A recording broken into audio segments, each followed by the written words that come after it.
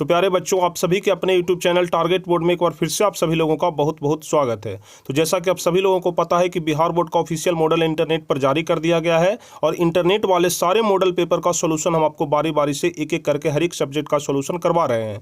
तो आज हम लोग जिस सब्जेक्ट का सोल्यूशन करवाने वाले हैं वह है संस्कृत सब्जेक्ट। यानी कि आज हम लोग संस्कृत के मॉडल पेपर को देखेंगे और संस्कृत के मॉडल पेपर में जितने सारे भी ऑब्जेक्टिव क्वेश्चन है, वस्तुनिष्ठ प्रश्न है, सारे वस्तुनिष्ठ प्रश्न का सोल्यूशन हम आपको बताएंगे कि कौन से प्रश्न का कौन सा उत्तर सही होगा। तो बस आप लोग मेरे साथ बने रहिएगा वीडियो में शुरू से लेकर के अंत तक। आपको हम बहुत ही सरल भाषा में बहुत ही बारीकी से एक एक क्वेश्चन का आंसर बताएंगे।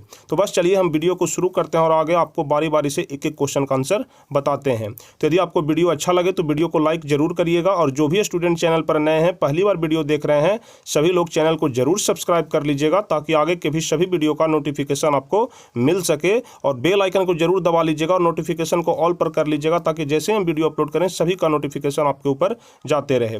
तो चलिए सबसे पहला नंबर हम लोग क्वेश्चन देखेंगे। यदि आप लोग क्वेश्चन का आंसर जानते हैं तो नीचे लाइव चैट या कमेंट में बताते चलिएगा। कह रहा है कि उपनिषद किस शास्त्र के सिद्धांतों को प्रकट करता है। ठीक है, उपनिषद किस शास्त्र के सिद्धांतों को प्रकट करता है? तो ध्यान रखिएगा, उपनिषद दर्शन शास्त्र के सिद्धांतों को प्रकट करता है। पहला का ए नंबर ऑप्शन सही हो जाएगा। उपनिषद दर्शन शास्त्र के सिद्धांतों को प्रकट करता है। चलिए दूसरा नंबर क्वेश्चन है कि सत्यमेव जयते किस उपनिषद से लिया गया है। यानी कि क्वेश्चन में कह रहा है कि सत्यमेव जयते किस उपनिषद में है। तो ध्यान रखिएगा, सत्यमेव जयते मुंडको उपनिषद में। पहला नंबर चैप्टर में आपको पढ़ना है। हम आपको पहले भी यह क्वेश्चन बता चुके हैं। सारे क्वेश्चन यहाँ पर बहुत ही ज़्यादा महत्वपूर्ण है, इसलिए आप लोग एक एक क्वेश्चन को ध्यान से याद कर लीजिएगा। चलिए तीसरा नंबर क्वेश्चन है कि किसकी गुफा में आत्मा निहित है। किसकी गुफा में आत्मा निहित है? तो ध्यान रखिएगा, जीवों के शरीर रूपी गुफा में आत्मा निहित है। ठीक है, जीवों के शरीर रूपी गुफा में आत्मा निहित है, इसलिए तीसरा का सी नंबर ऑप्शन सही होगा। और चौथा नंबर क्वेश्चन कह रहा है कि कौमुदी महोत्सव कब मनाया जाता है। तो हमको यह वाला क्वेश्चन भी हम पीछे बहुत बार बता चुके हैं, बहुत बार रिवाइज करा चुके हैं कि कौमुदी महोत्सव शरद ऋतु में मनाया जाता है। चौथा का डी नंबर ऑप्शन सही हो जाएगा। ठीक है, कौमुदी महोत्सव शरद ऋतु में मनाया जाता है।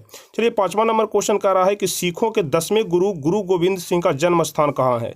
इस क्वेश्चन से दो क्वेश्चन सामने निकल करके आ रहा है। हो सकता है कि आपसे पूछा जा सकता है कि सिखों के 10वें गुरु कौन है, तो आपको बताना है गुरु गोविंद सिंह। और यहाँ पर आपसे पूछा जा रहा है कि सिखों के 10वें गुरु गुरु गोविंद सिंह का जन्म स्थान कहाँ है, तो आपको बताना है कि उनका जन्म स्थान पटना में है, जिसको कि पटना साहिब भी बोला जाता है और अंग्रेजी में पटना सिटी के नाम से उसको जाना जाता है। तो ध्यान रखिएगा, गुरु गोविंद सिंह का जन्म स्थान पटना में है और गुरु गोविंद सिंह सिखों के केमा गुरु थे, तो 10वें गुरु थे। आप लोग इसको भी ध्यान रखिएगा। चलिए छठा नंबर क्वेश्चन है कि एशिया महादेश का सबसे लंबा पुल किस नदी पर बना हुआ है। एशिया महादेश का सबसे लंबा पुल कौन सा है? तो महात्मा गांधी सेतु पुल है, जो कि पटना में बना हुआ है गंगा नदी के ऊपर। और कौन से शहर को जोड़ता है? तो वह पटना से हाजीपुर को जोड़ता है। यह भी आप लोग ध्यान रखिएगा।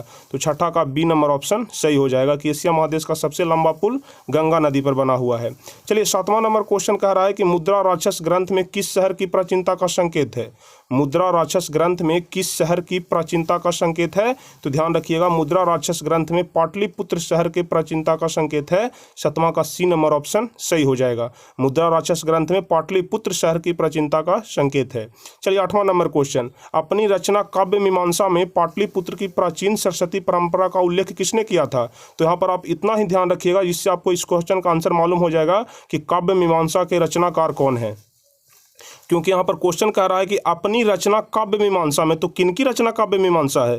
तो राजशेखर की रचना है काव्य मीमांसा। और राजशेखर ने ही अपनी रचना काव्य मीमांसा में पाटलिपुत्र की प्राचीन सरस्वती परंपरा का उल्लेख किया है। इस तो आठवां का डी नंबर ऑप्शन सही हो जाएगा कि अपनी रचना काव्य मीमांसा में, मतलब कि राजशेखर की रचना काव्य मीमांसा में। चलिए नौवां नंबर क्वेश्चन है कि शिव जोड़ उपासकः की संधि क्या होगी। ठीक है, शिव जोड़ उपासकः की संधि क्या होगी। तो शिव जोड़ उपासक, देखिए यहाँ पर संधि विच्छेद दिया हुआ है और आपसे संधि पूछ रहा है, तो बताइए शिव जोड़ उपासका की संधि क्या होगी। तो शिव उपासका होगा। नौमा का ए नंबर ऑप्शन सही हो जाएगा। सारे क्वेश्चन यहाँ पर बहुत ही ज़्यादा महत्वपूर्ण है, इसलिए आप लोग एक एक क्वेश्चन को ध्यान से याद करते जाइएगा, या फिर जो क्वेश्चन आपको नहीं आता है उसको अपने नोटबुक में जरूर लिख करके याद कर लीजिएगा। चलिए 10वां नंबर क्वेश्चन, महानगरम में कौन सा समास है। महानगरम में कौन सा समास है बताइए। तो ध्यान रखिएगा, महानगरम में तत्पुरुष समास है। 10 का ए नंबर ऑप्शन सही हो जाएगा। हम आपको समास पूरा एकदम बहुत ही डिटेल में विस्तार से बहुत ही सरल भाषा में आपको बता चुके हैं। तो यदि आप लोग समास वाला वीडियो नहीं देखे हैं तो जरूर देख लीजिएगा।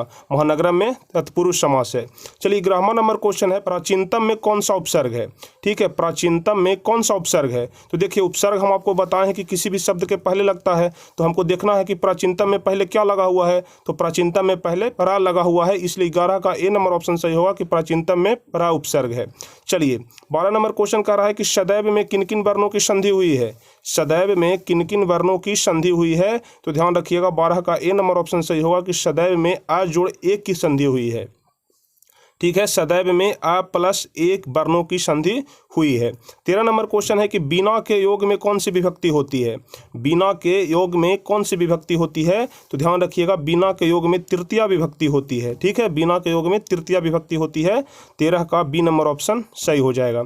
चलिए 14 नंबर क्वेश्चन कह रहा है कि धारे रुत मरना सूत्र का उदाहरण वाक्य कौन है? यानी कि इसमें से कौन सा वाक्य है जो यहाँ पर लिखा हुआ है शब्द धारे रुत मरना, इस सूत्र पर बनाया गया है, इस सूत्र पर इसको बैठाया गया है। तो बताइए 14 का कौन सा ऑप्शन सही होगा? तो ध्यान रखिएगा धारे रुत मरना सूत्र का उदाहरण है दिनेशा सुरेशाय शतम धारयति, यानी कि 14 का सी नंबर ऑप्शन सही हो जाएगा। दिनेशा सुरेशाय शतम धारयति धारे रुत मरना सूत्र का उदाहरण वाक्य है। चलिए 15 नंबर क्वेश्चन कह रहा है कि मुनि शब्द के तृतीया बहुवचन का रूप क्या होगा? मुनि शब्द के तृतीया बहुवचन का रूप क्या होगा? तो ध्यान रखिएगा मुनि शब्द के तृतीया बहुवचन का रूप मुनि भी हो जाएगा। 15 का डी नंबर ऑप्शन सही हो जाएगा। मुनि शब्द के तृतीया बहुवचन का रूप मुनि भी हो जाएगा। चलिए 16 नंबर क्वेश्चन कह रहा है कि पिबती किस धातु का रूप है? पिबती किस धातु का रूप है? तो आपको याद होगा कि पिबती पा धातु का रूप है। 16 का ए नंबर ऑप्शन सही हो जाएगा। जो पिबती है वह पा धातु का रूप है। चलिए 17 नंबर क्वेश्चन है, साधो किस विभक्ति का रूप है? साधो किस विभक्ति का रूप है? बहुत ही ज़्यादा महत्वपूर्ण क्वेश्चन है, शब्द रूप से यहाँ पर सारे क्वेश्चन दिए गए हैं। तो बताइए 17 का कौन सा ऑप्शन सही होगा? साधो किस विभक्ति का रूप है? तो ध्यान रखिएगा साधो सप्तमी विभक्ति का रूप है। 17 का सी नंबर ऑप्शन सही हो जाएगा। 18 नंबर क्वेश्चन कह रहा है कि अस धातु के लट लकार का रूप कौन सा होता है? ठीक है, अस धातु के लट लकार का रूप कौन सा होता है? 18 का कौन सा ऑप्शन सही होगा? तो ध्यान रखिएगा अस धातु के लट लकार का रूप अस्ति होता है। 18 का डी नंबर ऑप्शन सही हो जाएगा। अस धातु के लट लकार का रूप अस्ति होता है। चलिए 19 नंबर क्वेश्चन कह रहा है कि बनीता में कौन सा स्त्री प्रत्यय है? बनीता में कौन सा स्त्री प्रत्यय है? तो ध्यान रखिएगा बनीता में स्त्री प्रत्यय है टाप। 19 का ए नंबर ऑप्शन सही होगा। बनीता में टाप स्त्री प्रत्यय लगा हुआ है। चलिए 20 नंबर क्वेश्चन है कि हन जोड़ कत्वा में कौन सा पद बनेगा? हन जोड़ कत्वा के मेल से कौन सा शब्द बनेगा, कौन सा पद बनेगा? तो ध्यान रखिएगा हन जोड़ कत्वा के मेल से बी नंबर ऑप्शन हत्वा शब्द बनेगा। ठीक है, हन जोड़ कत्वा के मेल से हत्वा शब्द बनेगा। चलिए 21 नंबर क्वेश्चन कह रहा है कि मूल जोड़ ठक से कौन सा पद बनेगा? मूल प्लस ठक, मूल जोड़ ठक से कौन सा पद बनेगा? तो ध्यान रखिएगा मूल जोड़ ठक से मौलिक बनेगा। 21 का ए नंबर ऑप्शन सही हो जाएगा। सारे प्रश्न आपको अच्छे तरीके से याद कर लेना चाहिए। सारे प्रश्न बहुत ही ज़्यादा महत्वपूर्ण है। सेम इसी प्रकार का प्रश्न आपके एग्जाम में पूछा जाएगा। यदि आप लोगों को वीडियो अच्छा लग रहा है तो वीडियो को अधिक से अधिक शेयर जरूर करिएगा। चलिए 22वां नंबर क्वेश्चन कह रहा है कि लोट लकार उत्तम पुरुष एक वचन का रूप कौन सा है? यहाँ पर जो 4 ऑप्शन दिया गया है इसमें लोट लकार उत्तम पुरुष और एक वचन का रूप कौन सा है? बताइए 22 का कौन सा ऑप्शन सही होगा? तो ध्यान रखिएगा जो तपानी यहाँ पर शब्द है सी नंबर ऑप्शन में तपानी, यह लोट लकार उत्तम पुरुष एक वचन का रूप है। चलिए अगला नंबर क्वेश्चन देखेंगे, पीतम इस पद का प्रकृति प्रत्यय क्या होगा? यहाँ पर जो शब्द लिखा हुआ है पीतम, इस पद का प्रकृति प्रत्यय आपसे पूछा जा रहा है कि पीतम में पद का प्रकृति प्रत्यय क्या हो जाएगा? तो ध्यान रखिएगा कि पीतम में पद का प्रकृति प्रत्यय पा जोड़ श्रित हो जाएगा। ठीक है, पा जोड़ श्रित से बनता है पीतम। 23 का ए नंबर ऑप्शन सही हो जाएगा। अब चलिए 24 नंबर क्वेश्चन कह रहा है कि किस शब्द में दा प्रत्यय है? दा प्रत्यय यहाँ पर कौन से शब्द में है? देखिए जो प्रत्यय होता है वह किसी शब्द के बाद में लगता है। तो बताइए किस शब्द में दा प्रत्यय है? तो ध्यान रखिएगा एकदा। देखिए एकदा के लास्ट में दा लगा हुआ है, इसलिए एकदा में दा प्रत्यय है। 24 का सी नंबर ऑप्शन सही हो जाएगा। चलिए 25वां नंबर क्वेश्चन, धर्मांतरम का सही विच्छेद क्या होगा?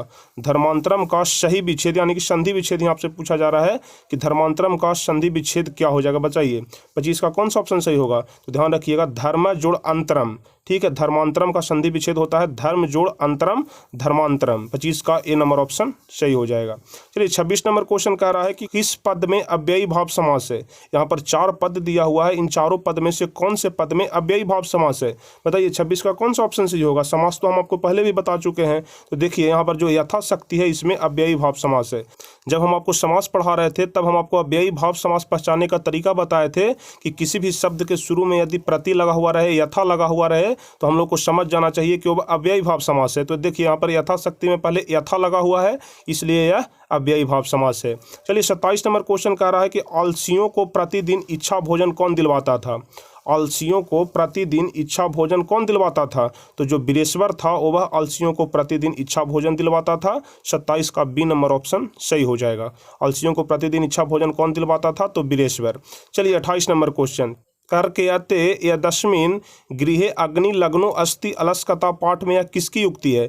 मतलब यह जो बात कहा गया है यह किसके द्वारा कहा गया है, पहले आलसी के द्वारा कि दूसरे आलसी के द्वारा कि तीसरे आलसी के द्वारा कि चौथे आलसी के द्वारा। तो ध्यान रखिएगा दूसरे आलसी के द्वारा ही कहा गया था कि कर्कयते यदस्मिन् गृहे अग्नि लग्नो अस्ति। 28 का सी नंबर ऑप्शन सही हो जाएगा।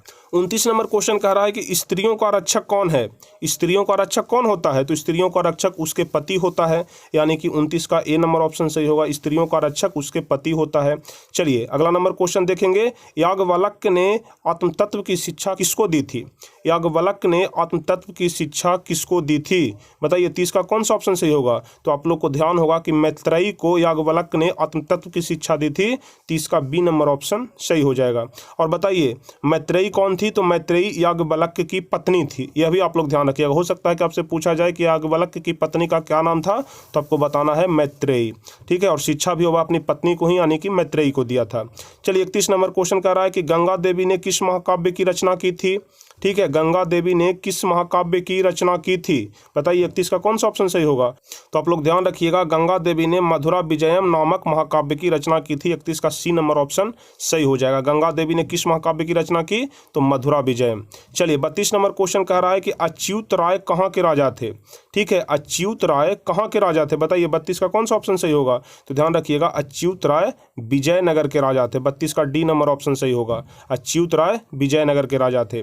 चलिए 33 नंबर क्वेश्चन, स्वर्गापवर्गा अस्पद मार्ग भूते किस देश को कहा गया है। ठीक है, यहाँ पर अच्छे तरीके से आप लोग पढ़िएगा। स्वर्गापवर्गा अस्पद मार्ग भूते किस देश को कहा गया है। तो ध्यान रखिएगा यह भारत देश को ही कहा गया है। 33 का ए नंबर ऑप्शन सही हो जाएगा। स्वर्गापवर्गा अस्पद मार्ग भूते भारतवर्ष को यानी कि भारत को ही कहा गया है।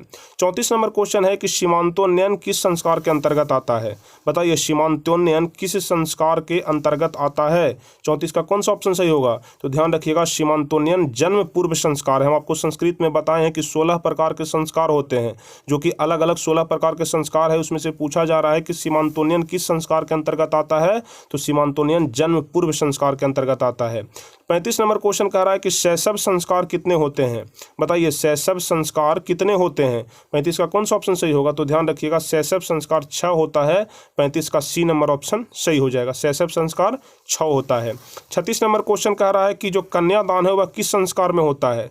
ठीक है, शादी विवाह में कन्यादान होता है, वह कौन से संस्कार में होता है। तो जाहिर सी बात है कि वह विवाह संस्कार में होता है। विवाह में नहीं कन्यादान होता है, इसलिए कन्यादान विवाह संस्कार में होता है। ध्यान रखिएगा।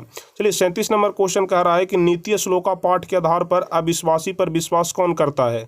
नीति श्लोका पाठ आप लोग के बुक में पढ़ना है, तो इसी पाठ के आधार पर यानी कि नीति श्लोका पाठ के आधार पर अविश्वासी मतलब कि जिस पर विश्वास नहीं किया जा सके उस पर भी विश्वास कौन कर लेता है। 37 का कौन सा ऑप्शन सही होगा। तो ध्यान रखिएगा जो अधम लोग होते हैं वह अविश्वासी पर भी विश्वास कर लेते हैं, यानी कि 37 का ए नंबर ऑप्शन सही हो जाएगा। चलिए 38 नंबर क्वेश्चन कह रहा है कि सूखा बहा क्या है। ठीक है, सूखा बहा क्या है बताइए। 38 का कौन सा ऑप्शन सही होगा। तो ध्यान रखिएगा सूखा बहा एक प्रकार की अहिंसा है। 38 का बी नंबर ऑप्शन सही हो जाएगा। सूखा बहा क्या है, तो अहिंसा है। 39 नंबर क्वेश्चन कह रहा है कि मनोहरा में कौन सी संधि है। बताइए 39 नंबर क्वेश्चन है कि मनोहरा में कौन सी संधि है। ऑप्शन है स्वर संधि है कि व्यंजन संधि है कि विसर्ग संधि है कि पूर्वरूप संधि है। 39 का कौन सा ऑप्शन सही होगा। तो ध्यान रखिएगा मनोहरा में विसर्ग संधि है। 39 का सी नंबर ऑप्शन सही हो जाएगा। मनोहरा में कौन सी संधि है, तो विसर्ग संधि। 40 नंबर क्वेश्चन कह रहा है कि किस शब्द में प्रति उपसर्ग नहीं है। देखिए यहाँ पर नहीं है पूछ रहा है कि इन चारों में से कौन सा शब्द है जिसमें कि प्रति उपसर्ग नहीं है। तो ध्यान रखिएगा जो प्रभावम है इसमें प्रति उपसर्ग नहीं है। बाकी जितने सारे भी यहाँ पर 3 शब्द दिया गया है, प्रतिदिनम, प्रतियोगिता, प्रत्येकम, इस सभी में प्रति उपसर्ग है, लेकिन प्रभावम में प्रति उपसर्ग नहीं है, इसलिए 40 का डी नंबर ऑप्शन सही हो जाएगा। चलिए 41 नंबर क्वेश्चन कह रहा है कि सचिवा नाम आलेह का समस्त पद क्या होगा। ठीक है, सचिवा नाम आलेह का समस्त पद क्या होगा, 41 नंबर क्वेश्चन में पूछा जा रहा है। तो ध्यान रखिएगा सचिवा नाम आलेह का समस्त पद होगा सचिव नाल्यः। ठीक है, 41 का सी नंबर ऑप्शन सही होगा, सचिवा नाम आल्यः सचिव नाल्यः। अब 42 नंबर क्वेश्चन कह रहा है कि किस समास का पहला पद संख्यावाचक होता है। मतलब किस समास का, मतलब समास के कौन से भेद का जो पहला पद होता है वह संख्यावाचक होता है। तो हम आपको जब समास पढ़ा रहे थे उसमें बताए थे कि यदि किसी भी शब्द के पहले आपको पढ़ने से लग जाए कि इसमें संख्यावाची है, मतलब संख्या का बोध हो रहा है, इसका मतलब कि वह द्विगु समास हो जाएगा। इसलिए 42 का सी नंबर ऑप्शन सही होगा कि समास का पहला पद यदि संख्यावाचक है तो वह द्विगु समास का उदाहरण हो जाएगा। चलिए अब 43 नंबर क्वेश्चन है कि वृक्षात पत्राणि पतंती वाक्य के वृक्षात पद में पंचमी विभक्ति किस सूत्र से हुई है। ठीक है, वृक्षात पत्राणि पतंती वाक्य के जो वृक्षात है तो वृक्षात पद में पंचमी विभक्ति किस सूत्र से हुई है, बताइए 43 का कौन सा ऑप्शन सही होगा। तो ध्यान रखिएगा अपदाने पंचमी से लिया गया है वृक्षात पत्राणि पतंती में वृक्षात पद को। ठीक है, 43 का सी नंबर ऑप्शन सही होगा अपदाने पंचमी। चलिए 44 नंबर क्वेश्चन कह रहा है कि क्रिया का आधार कौन सा कारक है। ठीक है, क्रिया का आधार कौन सा कारक है। तो ध्यान रखिएगा आप लोग कि क्रिया का आधार अधिकरण कारक है। ठीक है, 44 का बी नंबर ऑप्शन सही होगा कि जो क्रिया का आधार है वह अधिकरण कारक होता है। चलिए 45 नंबर क्वेश्चन कर रहा है कि व्यायाम किस शब्द का रूप है। व्यायाम किस शब्द का रूप है, बताइए 45 का कौन सा ऑप्शन सही होगा। तो व्यायाम अस्मद शब्द का रूप होता है। देखते हैं आप लोग लिखते हैं अहम अवाम व्यायाम माम अवाम अस्मान। तो देखिए अहम अवाम व्यायाम, व्यायाम आ रहा है बहुवचन में, तो व्यायाम अस्मद शब्द का रूप हो जाएगा। चलिए 46 नंबर क्वेश्चन, जेस्यति किस लकार का रूप है। जेस्यति किस लकार का रूप है, बताइए लट है कि लंग है कि लिरिट है कि लोट है। 46 का कौन सा ऑप्शन सही होगा। तो ध्यान रखिएगा जेस्यति लिरिट लकार का रूप होता है। 46 का डी नंबर ऑप्शन सही हो जाएगा, जेस्यति लिरिट लकार का रूप होता है। चलिए 47 नंबर क्वेश्चन कह रहा है कि किस पद में कीतन प्रत्यय है। कीतन प्रत्यय कौन से पद में है, बताइए 47 का कौन सा ऑप्शन सही होगा। तो आप लोग ध्यान रखिएगा 47 का ए नंबर ऑप्शन सही होगा कि जयम पद में कीतन प्रत्यय है। 47 का ए नंबर ऑप्शन सही हो जाएगा। 48 नंबर क्वेश्चन कह रहा है कि लघुत्तरम में कौन सा तद्धित प्रत्यय है। लघुत्तरम में कौन सा तद्धित प्रत्यय है, बताइए 48 का कौन सा ऑप्शन सही होगा। तो आप लोग ध्यान रखिएगा लघुत्तरम में जो तद्धित प्रत्यय है उसका नाम है तमप। ठीक है, 48 का बी नंबर ऑप्शन सही हो जाएगा। लघुत्तरम में तद्धित प्रत्यय कौन सा है, तो ध्यान रखिएगा तमप। अब चलिए 49 नंबर क्वेश्चन है कि कुमार जोड़ ऋप से कौन सा पद बनेगा। कुमार जोड़ ऋप से कौन सा पद बनेगा। तो ध्यान रखिएगा कुमार जोड़ ऋप से कुमारी बनेगा। 49 का ए नंबर ऑप्शन सही होगा, कुमार जोड़ ऋप से कुमारी बनेगा। अब 50 नंबर क्वेश्चन है कि पीवन में कौन सा प्रत्यय है। ठीक है, पीवन में कौन सा प्रत्यय है। तो ध्यान रखिएगा कि पीवन में श्रित प्रत्यय है। 50 का ए नंबर ऑप्शन सही हो जाएगा, पीवन में श्रित प्रत्यय है। चलिए तो कुल यही 50 क्वेश्चन था जो कि आपको आज के इस वीडियो में हम आपको बताए। इसके बाद आपका बच गया एक कॉमन नंबर से लेकर के 100 नंबर तक, यानी कि कुल 50 क्वेश्चन और आपको इसमें ऑब्जेक्टिव क्वेश्चन बच गया है, क्योंकि संस्कृत में कुल 100 ऑब्जेक्टिव क्वेश्चन था।